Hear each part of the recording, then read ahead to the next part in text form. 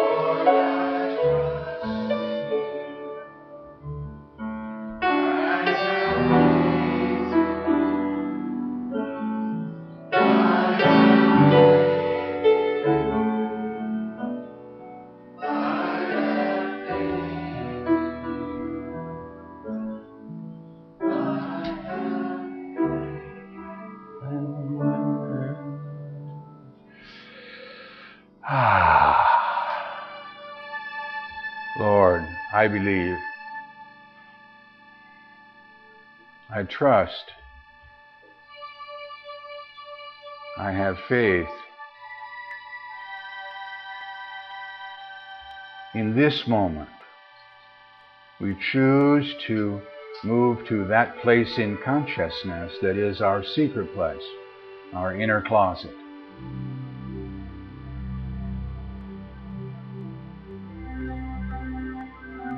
As we gently and easily and effortlessly still our bodies, we also choose to still our mind. Not argue with or turn away from, but just still. And for one holy moment, set aside those thoughts and feelings of what I should have done. Those thoughts and feelings of what I have yet to do this day. And for one holy moment, rest in the truth of my oneness. The Father and I are one. Here in the stillness, I affirm that oneness.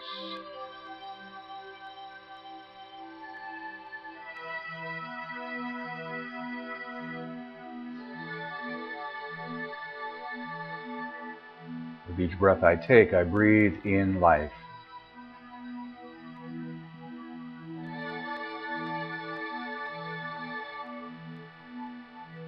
I exhale those thoughts and feelings that no longer serve me.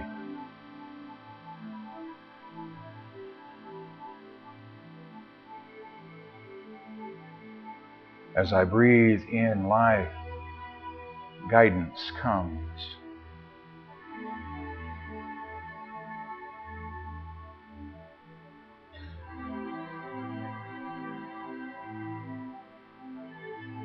In my prayers, I'm learning to ask,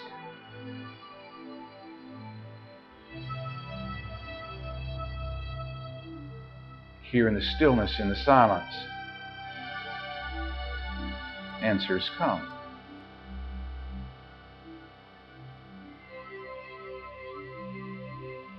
This day,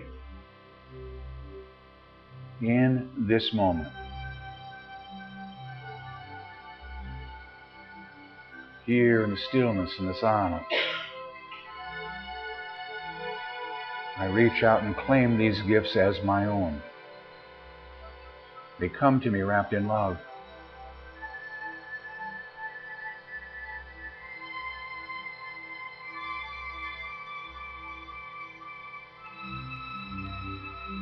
Doesn't matter the form, word, thought, feeling, regardless. This day, all my needs are met. This moment, all my needs are met. I breathe that in. I am grateful. I immerse myself in these gifts, each and every cell of my being.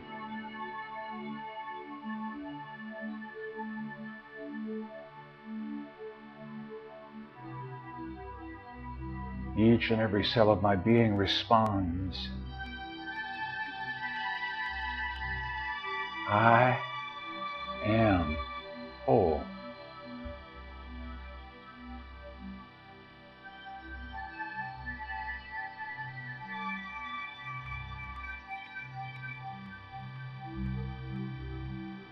Here in the stillness and the silence,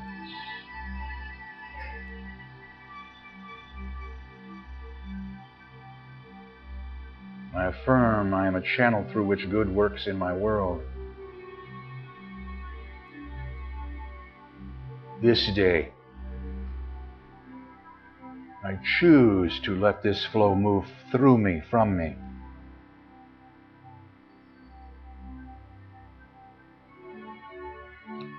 All that good is, all that God is, flows from me right now, in this moment, into this place.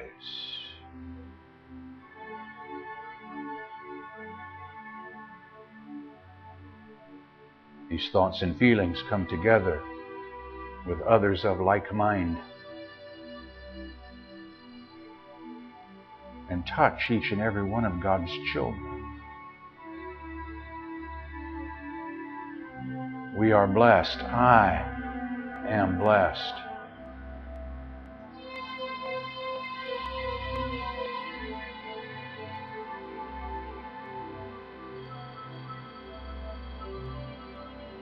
The flow moves from this place into our community, touching each and every one of God's children. We are blessed. I am blessed.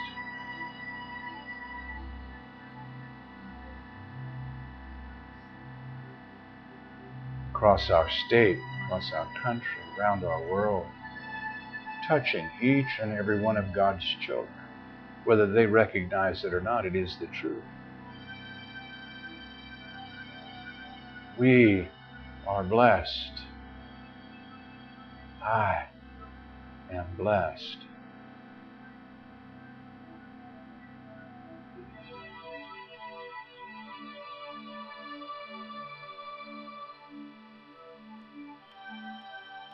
Knowing that in truth we are never separate one from the other. Somewhere, someone is saying thank you. Thank you, thank you, thank you for these gifts that have come this day. All my needs are met. I am grateful. And that gratitude swells up and returns to you. We are blessed. I am blessed. And the circle of life is whole and complete.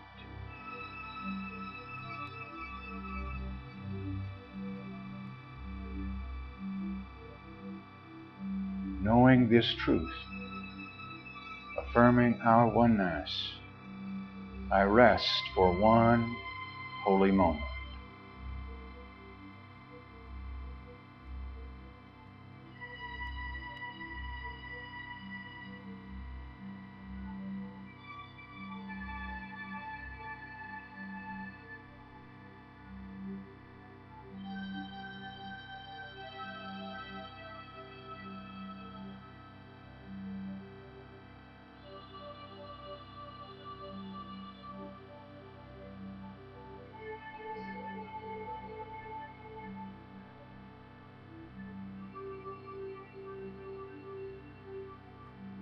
And knowing there is more yet for me to do this day,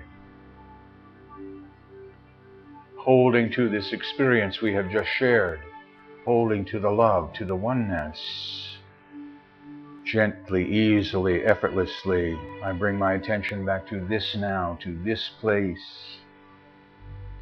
And from my heart, I pray with you as we were taught by Jesus, our elder brother, when he said, when you pray, pray in this manner.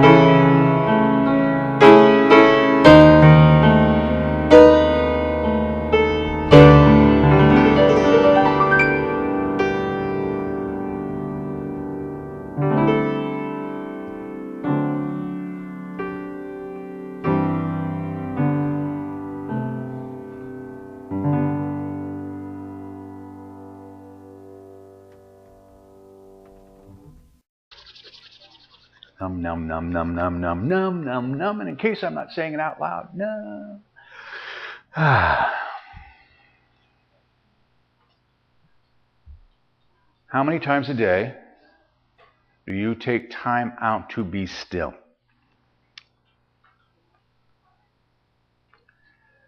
And if you have to think about the number, it's not enough. Just saying. Okay. We're taught to pray unceasingly, and we talk about what prayer is. Prayer is learning to ask and then to receive. And I have to tell you, by and large, we're pretty good givers. We give really well, but we're still on the receiving side, need to work on that a bit. Okay?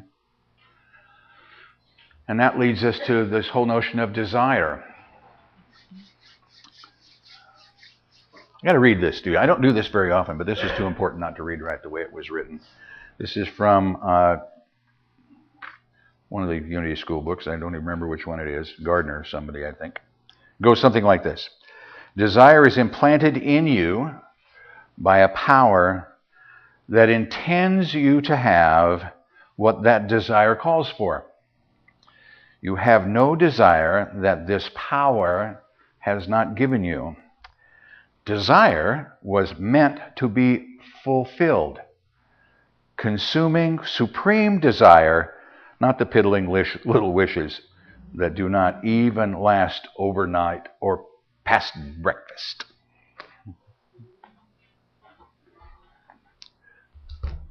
What's in your heart? Talked a little bit earlier about service, being of service, of being able to reach out and say, I need to take a look at my world in a different way. I can give of my time, of my talent, of my treasure. That's what tithing is all about, by the way. It's not just about the 10% to the storehouse. It's about giving back to source on a regular and continual basis. What does that look like? Well, for each of us, it's a little bit different. It goes back to the word desire. I have this one. This one's kind of fun. You can play with this one along the same line. You just won the lottery. Okay, you ready? Because we're going to be really cool. Everybody looking like that. You just won $1 million. Okay, everybody got that number? You each just won $1 million. What's the very first thing you're going to do? Anybody who said anything other than 100,000 to God needs to rethink it. That's the 10%. I need to give back. God is my source, not the lottery. And what shows up in my world comes from God. That's the power within me. Oh, by the way, you can't win a lottery if you don't buy a ticket. Just want to tell you that in advance too. So there you go. But when we look at a given direction, we say, this is my source. This is where I receive. And we don't hold it from a spiritual perspective. That's the little desire, the piddly little stuff that doesn't last beyond dinner. We need to take a look at desire coming from the perspective of, what will I want in my life? What do I desire for me? By the way, notice I'm not saying, what do I desire for somebody else? Because you can want and desire for somebody else unto the ends. If they are not ready to want or desire that specific thing, trust me, it's not coming into their life. It's just not. That being said, there's another side to that coin. Remember what I talked about last week, that every law, if there's a law, it works both directions. If I can't get something for nothing, then I cannot give without receiving. Period. Okay? Law is the same way. While I cannot want for someone else what they don't want, I can want enough to get through it for me, regardless of appearance. And here's what I mean by that.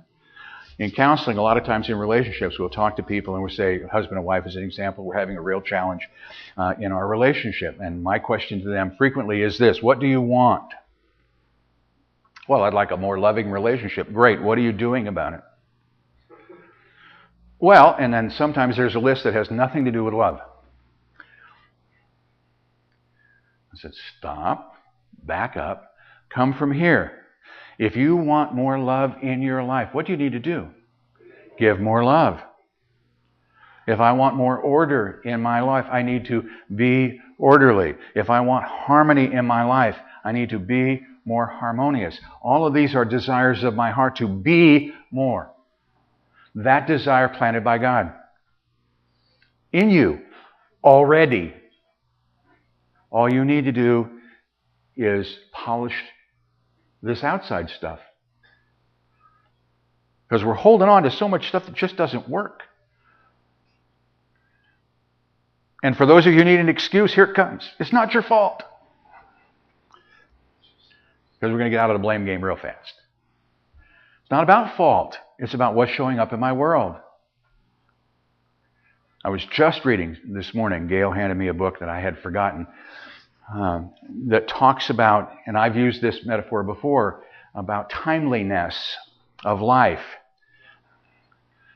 If you want patience, you're going to love this. If you want to be patient, learn how to be more patient, be a redwood tree. I got a coffee cup on my 50th birthday of a great big tree, and about 5 rings in it said, here's Rob's 50th birthday. And here's this. If I want more patience, look in my world, see where patience lives. Man, if you're a redwood tree, you've got a lot of patience. From our perspective, thousands of years. Just to grow to what? To be. and then perhaps be cut down and used. Okay, life is. But look at patience. Kind of cool. Wind blows. Right? I am of service to my world. I breathe in carbon dioxide. I exhale oxygen. Oh, so that my brothers and sisters in this form have air to breathe. How cool is that? And they love me so much, they breathe in oxygen and exhale carbon dioxide, which I need to grow. But we don't look at that very often that way, do we? We talk about getting rid of. We talk about letting go. But try this one on. And I use it for the breath thing specifically. I breathe in life. I let go that which no longer serves me. But what else do I let go when I breathe out? Life. That something else, someone else needs. Whether it be one of God's trees or one of God's critters. And this is true in thought. Think about it from this perspective. We live in our culture that the odds are that you will eat sometime today. Some of you will eat several times today. Some of you will watch football and snack like crazy. In other parts of our world, still part of our consciousness, there are people who will not eat today. Some by choice, and I want to make that clear. That's called fasting. And if you haven't done that before, I encourage you to think about it. But some because of circumstance. Whose? Theirs, not mine. That doesn't mean I don't care. That doesn't mean I'm not compassionate. But it means I understand that I need to change some thinking in my world. Because if I look at it as someone going without, what am I thinking? I'm thinking lack and limitation. Oh my God, that's on me. I'm thinking lack and limitation. That's on me. My thoughts. So I need to make a shift in consciousness. In truth, there is no lack or limitation.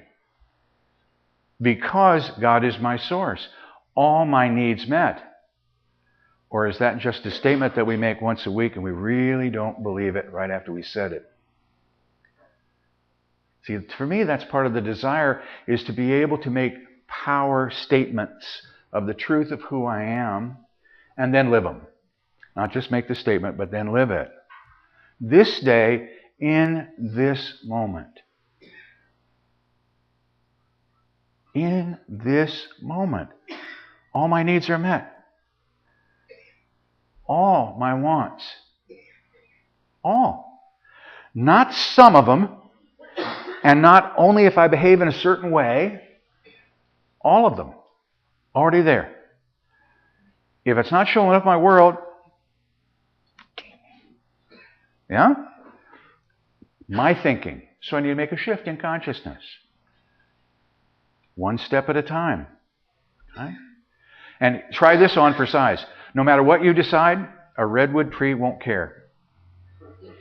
Just going to be a tree. Just going to hang out.